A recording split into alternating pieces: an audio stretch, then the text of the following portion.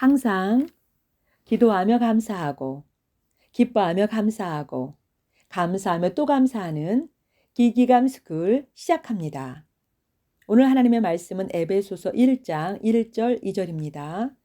하나님의 뜻으로 말미암아 예수 그리스도의 사도가 된 바울은 에베소에 있는 성도들과 그리스도 예수님 안에 있는 신실한 자들에게 편지하노니, 하나님 우리 아버지와 주 예수 그리스도로부터 은혜와 평강이 너희에게 있기를 원하노라. 아멘.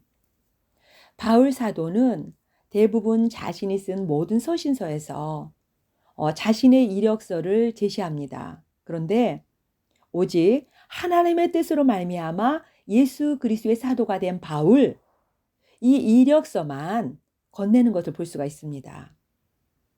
왜 바울은 의도적으로, 그리고 적극적으로, 반복적으로, 그리고 자랑스럽게 이 이력서만 제시하는 걸까요? 사도행전 22장을 보면은요, 바울은 예수 그리스도의 십자가의 죽으심과 부활을 증거하는 자들을, 그들을 잡아서 형벌을 주기 위해서 다마스쿠스로 가는 도중이었습니다.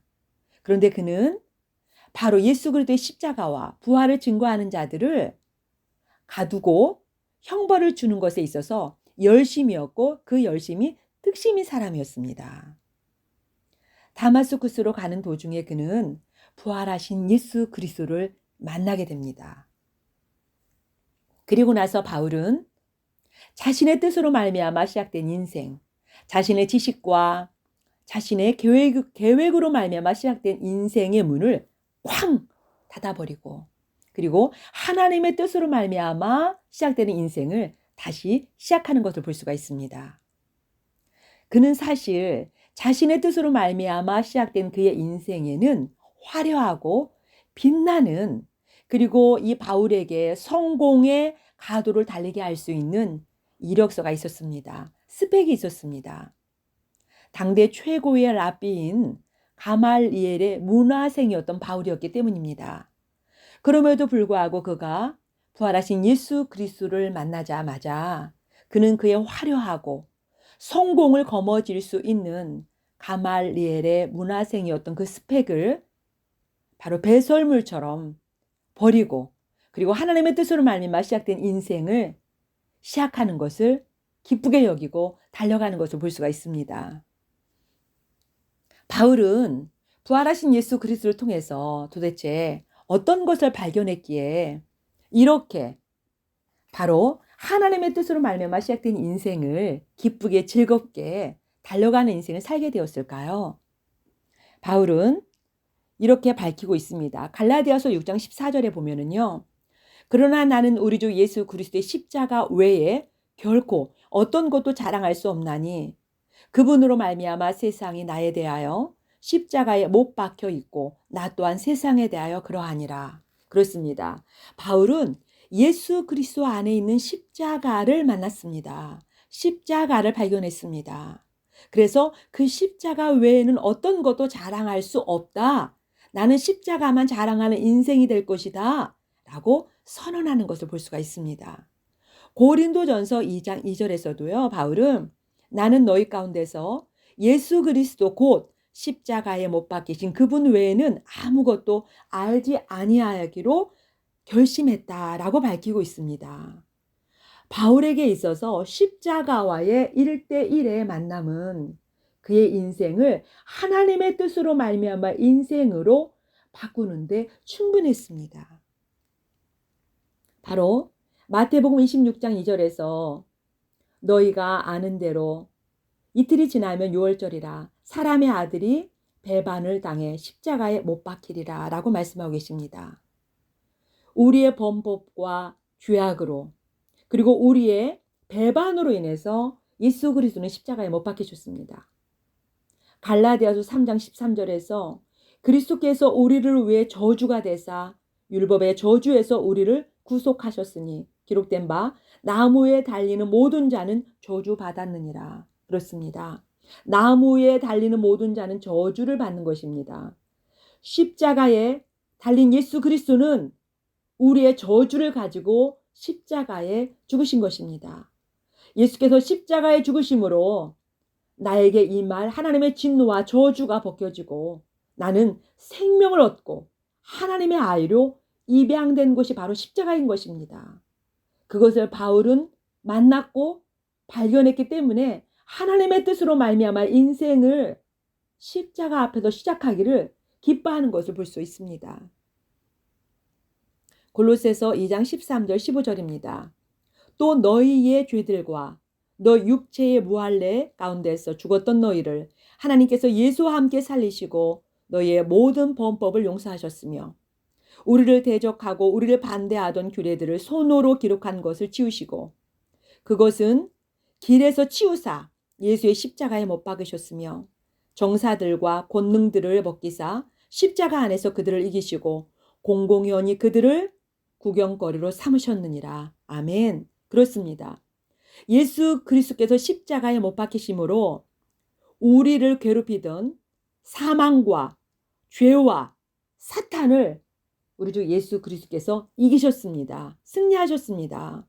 그래서 우리에게 안긴 것은요, 죄 대신 의로움이고 사망 대신 영생이며 사탄 대신 하나님의 자녀라고 하는 명부를 얻게 되었습니다. 그것을 발견했기 때문에 바울은 하나님의 뜻으로 말미암아 인생을 달려가고 있는 것입니다.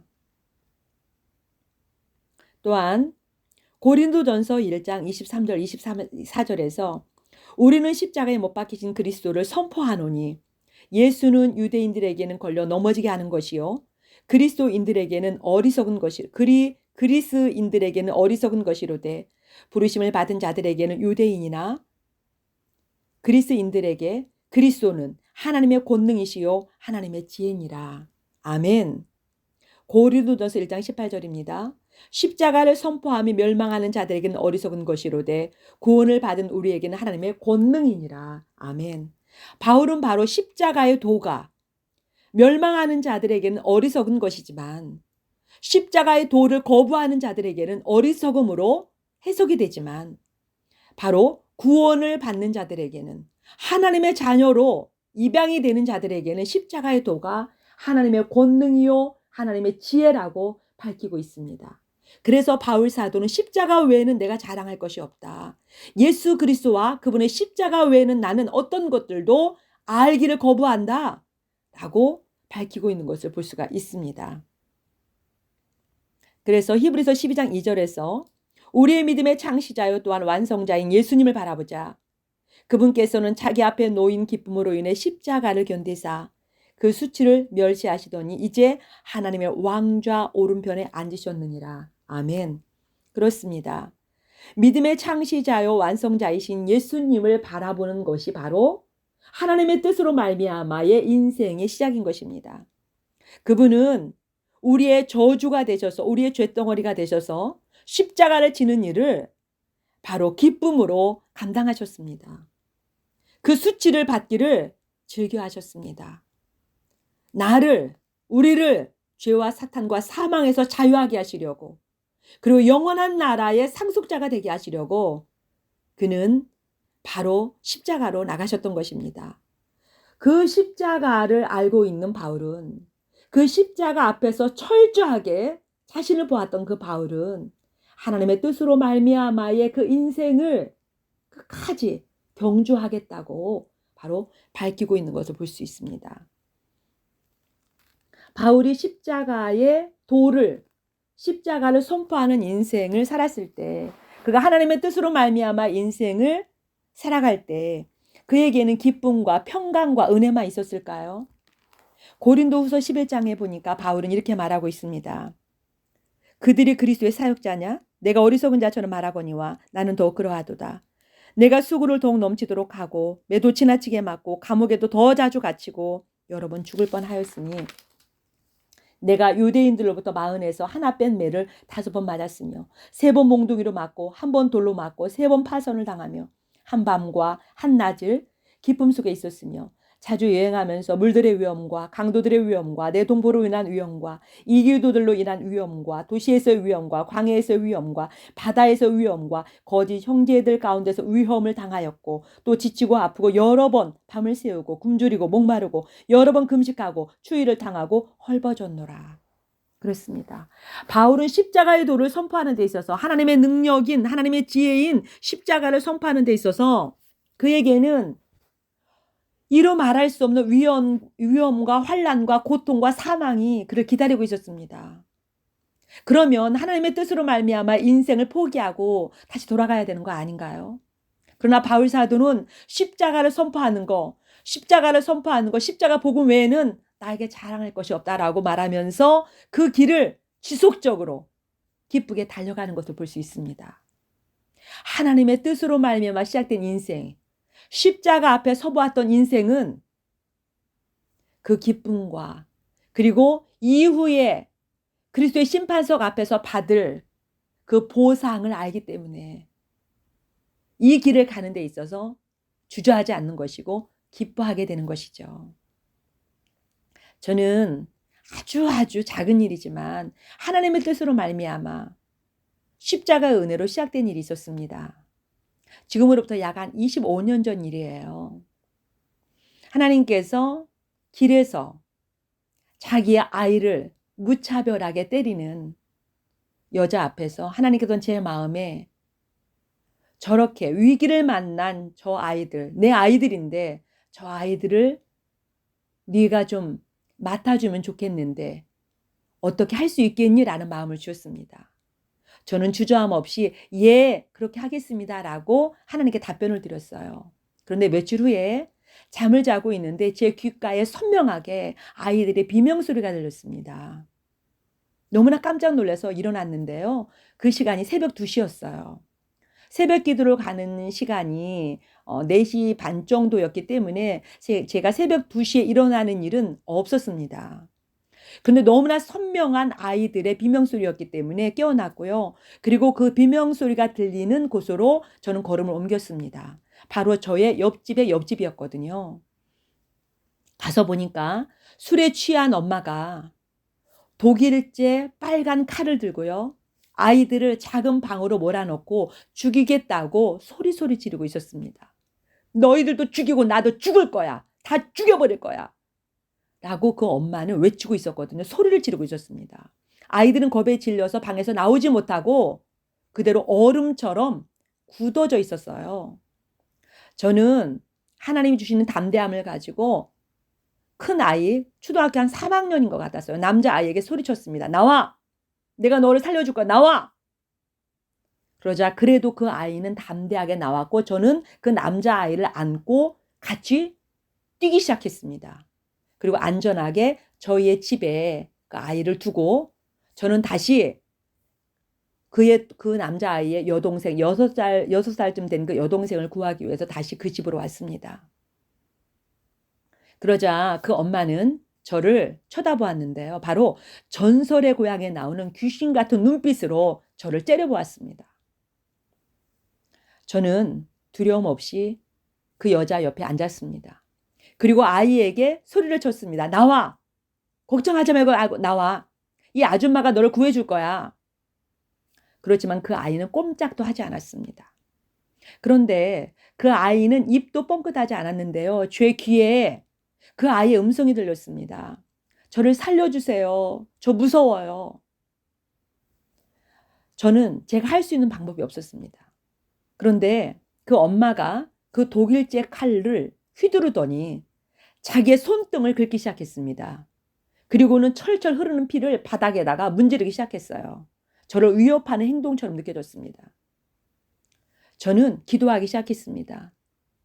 십자가에 죽으신 예수 그리스도를 선포하기 시작했습니다. 그때 그 엄마가 옆으로 쓰러졌어요. 저는 방으로 달려가서 그 여자아이를 안고 뛰기 시작했습니다. 그리고 저희 집에다 그 아이를 두고 걱정하지 말고 둘이 있으라고 말하고 저는 다시 그 엄마에게로 돌아왔습니다. 그리고 그 엄마에게 예수 그리스도를 증거하기 시작했습니다. 십자가에 죽으신 예수 그리스도, 그분이 당신의 구세주이십니다. 당신을 이 사망의 자리에서, 이 고통의 자리에서 당신을 자유하게 할 수 있는 분은 예수 그리스도밖에 없습니다. 라고 하면서 예수 그리스도의 십자가와 보혈을 그분에게 증거했고 복음을 증거했습니다. 그랬을 때 그분이 복음을 받아들였어요. 그래서 그분과 함께 저는 누워있다가 새벽 5시 정도가 돼서 저는 다시 집으로 돌아왔습니다. 그 이후로 그 가정은 놀랍게 회복이 되었고요. 그분은 예수 앞에 나오게 되었고, 그리고 외도를 통해서 그 가정을 버렸던 남편이 다시 돌아오는 놀라운 기쁜 소식이 그 가정에 전해졌습니다. 그 이후로 저는 십정동 그 달동네, 하나님께서 찾아 나서라고 말한 하나님의 아이들, 위기에 처해 있는 그 아이들을 찾아내기 위해서 십정동 달동네를 빗자루로 쓸듯이 골목골목을 뒤지면서 아이들을 찾아내기 시작했습니다. 수십 명의 아이들을 만났고 우리는 함께 모였고, 저희 마당에 함께 모여서 제가 할 수 있는 일은, 저희도 가난의 밑바닥에 있었기 때문에 그 아이들에게 돈과 또는 풍족한 것은 줄 수 없었지만 오직 십자가에 죽으신 예수 그리스도, 부활하신 예수 그리스도, 그 예수 그리스도를 그 아이들에게 전했고, 그 아이들과 함께 예수 그리스도의 이름으로 기도하고 예배를 하게 되었습니다.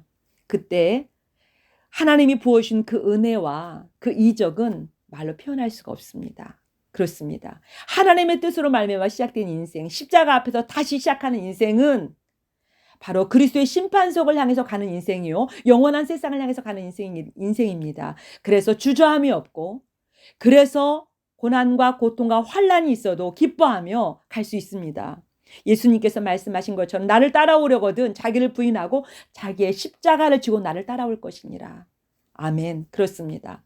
나의 뜻으로 말미암아 시작된 것을 부인하고 하나님의 뜻으로 말미암아 시작된 십자가로의 그 행진과 그 진행은 바로 우리에게 영생을 약속하는 것이며, 우리의 인생에서 최고의 선택이고 최상의 선택이며, 바로 죽음 이후에 하나님이 예비하시는 왕국의 나라로 바로 문을 열고 들어갈 수 있는 그런 곳이 바로 십자가이기 때문입니다. 우리 주 예수 그리스도의 십자가를 찬양합니다. 부활하신 예수 그리스도를 찬양합니다. 기도하겠습니다. 할렐루야. 십자가에서 우리의 죄와 사망과 사탄을 끝내신, 그 저주를 끝내신 우리 주 예수 그리스도를 찬양합니다. 그리고 우리에게 영생을 주시려고 다시 사시고 부활하신 우리 주 예수 그리스도를 찬양합니다. 이제는 살려주는 영이 되신 그 예수의 영이 우리 안에 있으므로 이제 우리도 하나님의 뜻으로 말미암아 시작된 인생을 다시 시작하기 위해서 십자가 앞에 무릎을 꿇습니다. 십자가에 달리신 예수 그리스도, 우리의 주와 그리스도인 예수 그리스도를 다시 바라보면서 이 십자가 앞에서 십자가의 능력을 가지고 십자가를 선포하는 인생으로, 부활의 길로 가는 인생으로 들어섰사오니 주여 저희를 그렇게 사용하여 주시옵소서. 우리에게 첫째 부활에 참여하는 복을 주셨사오니 그 복이 완성되는 그날까지 십자가의 복음과 부활의 복음을 선포하는 일을 주저하지 아니하도록 저희들의 인생을 사용하신 주님을 찬양합니다. 감사합니다. 예수 그리스도의 이름으로 기도합니다. 아멘.